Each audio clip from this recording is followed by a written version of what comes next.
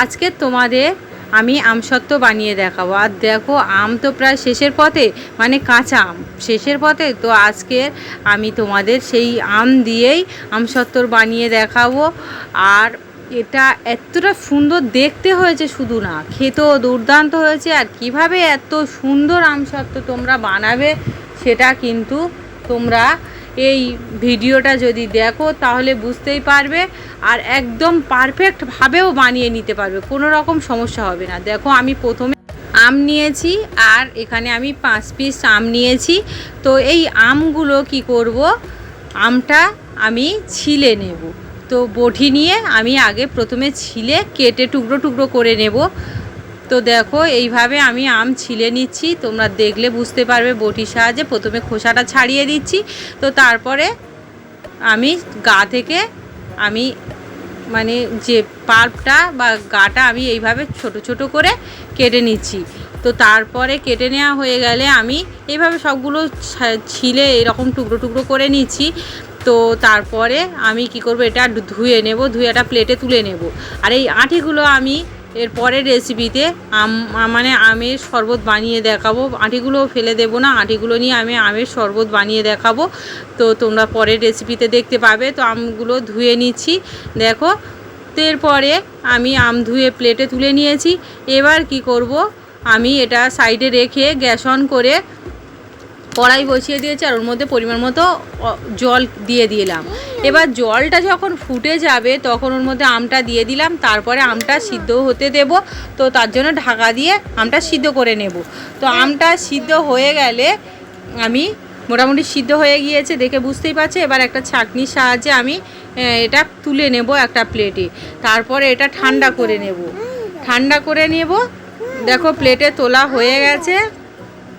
তো এবার মোটামুটি ঠান্ডা হোক বা একটু মানে গরম থাক, মোটামুটি এটা প্লেটে তুলে নিলাম। এরপরে আমি এইভাবে প্রেস করে করে এটা ছেঁকে নেব, বা এইভাবে ঘষে ঘষে যদি এটা চেলে নেওয়া যায় তাহলে আমের যে লাম্পস এগুলো কিন্তু কিছু থাকবে না, কোনো সমস্যা হবে না। দেখো আমি চামচের সাহায্যে এইভাবে এটা ভালো করে প্রেস করে করে এটা একদম খুব সুন্দরভাবে স্মুথভাবে এটা ছেঁকে নিচ্ছি। দেখো তো ছেঁকে নেওয়া হয়ে গেছে, এরকম এতটা লাম্পস বের হয়েছে, এটা আমি বাদ দিয়ে দেব। এটা সেঁকে নিলে কিন্তু আমসত্ত্বটা একদম স্মুথ হবে, খুব সুন্দর হবে। তো দেখো এটা সাইডে রেখে দিচ্ছি। এবার আমি কড়াই গ্যাস অন করে বসিয়ে দিয়েছি, আর গ্যাসের আঁচটা মিডিয়াম টু লোতে রেখে 1 কাপ চিনি দিয়ে দিচ্ছি। আমি যতটা আম নিয়েছি তার জন্য 1 কাপ চিনি। আর কোনো নাড়াচাড়া করবো না, এরকম চারিদিক দিয়ে যখন এরকমভাবে ক্যারামেল হয়ে যাবে, মানে লাল হয়ে ক্যারামেল হতে শুরু করবে, তখনই আমি কিন্তু এটা মেশাতে থাকবো। দেখো তো মোটামুটি লাল হয়ে গিয়েছে, ক্যারামেল হতে শুরু করে দিয়েছে। এবার মিশিয়ে মিশিয়ে এটা আমি আস্তে আস্তে ভালো করে ক্যারামেল তৈরি করে নেব। তো দেখো তোমরা দেখলে বুঝতে পারবে, এটা কিন্তু জোরে আঁচে করা যাবে না। জোরে যদি আঁচে ক্যারামেলটা বের করা হয় তাহলে কি হবে, ক্যারামেলটা পুড়ে যাবে, আর এতে করে খেতেও ভালো হবে না, আর মানে আমসত্ত্বটা মিষ্টিও আর হবে না। ক্যারামেলটা পুড়ে গেলে তাহলে তো তিতো হয়ে যাবে না। ওই জন্য ক্যারামেলটা বের করার জন্য তোমরা আঁচটা একদম লোর থেকে একটু উপরে রেখে ক্যারামেলটা তৈরি করবে। দেখো কত সুন্দরভাবে ক্যারামেলটা তৈরি হয়ে যাচ্ছে, আর কালারটা দেখো কতটা সুন্দর চলে আসছে আস্তে আস্তে।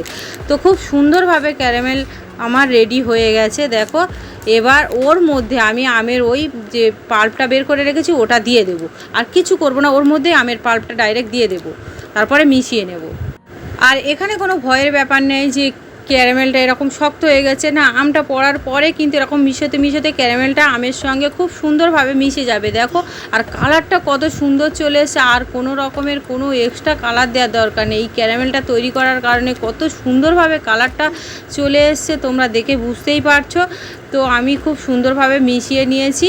তো এবার আমি ওর মধ্যে কি করব, যেহেতু আম টক হবে তো একটু লবণ দিয়ে দিলাম। তো আমি নর্মাল লবণ দিলাম, তোমরা চাইলে এখানে বিট লবণও দিতে পারো। আর 1 চামচ মতো আমি মানে লাল লঙ্কার গুঁড়ো দিলাম, তাহলে একটু হালকা ঝাল ঝাল হবে আর রঙটা আরও সুন্দর চলে আসবে। দেখো এরপরে আর কিচ্ছু দেবো না, এবার শুধু মিশিয়ে নিতে থাকবো, মিশিয়ে নিলেই হয়ে যাবে। তো দেখো এইভাবে মিশিয়ে নেব যখন এটা ঘন হয়ে আসবে। আর দেখে বুঝতেই পারছো ভিতর থেকে কেমনভাবে একটাই হচ্ছে, আর কালারটাও চেঞ্জ হয়ে গিয়েছে। তো এখানে আর আমি দেখো দেখো খুন্তিতে তুলে ফেলছি কেমনভাবে টপ টপ করে পড়ছে, মানে আমার এখানে কিন্তু আমসত্ত্বের জন্য একদম পারফেক্ট হয়ে গিয়েছে। তো এবার আমি যে প্লেটে ঢালবো ওতে একটু তেল লাগিয়ে নেব, তারপরে ওর মধ্যে ঢেলে দেব। দেখো এইভাবে তেল লাগিয়ে নিয়েছি। এবার আমি কড়া থেকে ডাইরেক্ট ওই প্লেটের মধ্যে দিয়ে দিচ্ছি পুরো মানে আমসত্ত্বের ইয়েটা। তারপরে এইভাবে আস্তে আস্তে একটু কড়া মানে থালাটা ঝাঁকিয়ে পুরো থালাটা গায়ে ছড়িয়ে দেব। তো দেখো কত সুন্দরভাবে ছড়িয়ে গেল, কোনো রকম সমস্যা হলো না, খুব সুন্দরভাবে। তারপর একটু ট্যাপ করে দিলাম, দেখো কত সুন্দরভাবে একদম প্লেনভাবেই কিন্তু হয়ে গিয়েছে। তো এটা আমি একদিনে রোদে শুকিয়ে নেব, আর তোমরা যদি চাও ফ্যানের বাতাসে তাহলে ফ্যানেতেও শুকিয়ে নিতে পারো। দেখো একদিন রোদ খাইয়ে কত সুন্দরভাবে শুকিয়ে গিয়েছে। এবার কিছু না, একটু প্যাচুলার সাহায্যে এরকম চারিদিকটা একটু এরকম ছাড়িয়ে নিলেই উঠে যাবে খুব সহজেই। দেখো কত সহজে উঠে গিয়েছে, আর কতটা সুন্দর হয়েছে, দেখো হাত দেখা যাচ্ছে কতটা সুন্দর হয়েছে। তো তোমরা যদি ক্যারামেল করে আমসত্ত্ব বানাও, ফ্যানের তলায় রেখে দিলেও শুকিয়ে যাবে, টেনে যাবে, আর এরকম হবে, কোনো রকম না। আমি তো এই দুদিন তো খুব একটা রোদই খুব একটা বের হচ্ছে না, তো আমি হালকা রোদ তাও একটুখানি করে বাইরের বাতাস খাইয়েই শুকিয়ে নিয়েছি, কয়েক ঘন্টা করে বের করে ব্যাস হয়ে গেছে। তো তারপরে ছুরির সাহায্যে পিস পিস করে কেটে নিচ্ছি। তো লম্বা করে কেটে নেব, তারপরে রোল করে নেব। তোমরা চাইলে পিস পিসও করতে পারো, যে যেমনভাবে। তো লম্বা করে আমি প্রথমে কেটে নিলাম, তারপরে এইভাবে গোল করে রোল করে নিচ্ছি।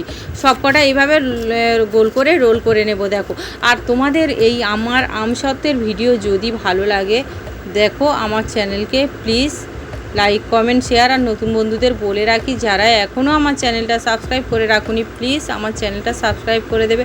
তাহলে আমি পরবর্তী যে কোনো ভিডিও দেওয়ার সঙ্গে সঙ্গে তোমাদের কাছে প্রথমে পৌঁছে যাবে। আর তোমরা সবাই আমার পাশে থেকো, সবাই ভালো থাকবে, সুস্থ থাকবে। আর দেখো এরকম অনেক নতুন নতুন রেসিপি কিন্তু আমার চ্যানেলে আছে, সেটাও কিন্তু তোমরা খুব সহজে দেখতে পাবে, সার্চ করেও দেখতে পারো।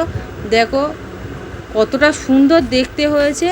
আর এভাবে তোমরা কিন্তু বাড়িতে আমসত্ত্ব বানিয়ে নিতে পারো, আর এটা কিন্তু স্টোর করেও রাখবে, কোনো অসুবিধা হবে না। এখন 2-3 মাস নর্মালভাবে রেখেও খেতে পারো, আর যদি ফ্রিজে রাখো তো নর্মাল ফ্রিজে রেখে দেবে, তাহলে অনেক দিন বেশ ভালো থাকবে, খেতে অসাধারণ হয়। তো আজকের মতো ভিডিওটা আমি এখানে শেষ করলাম।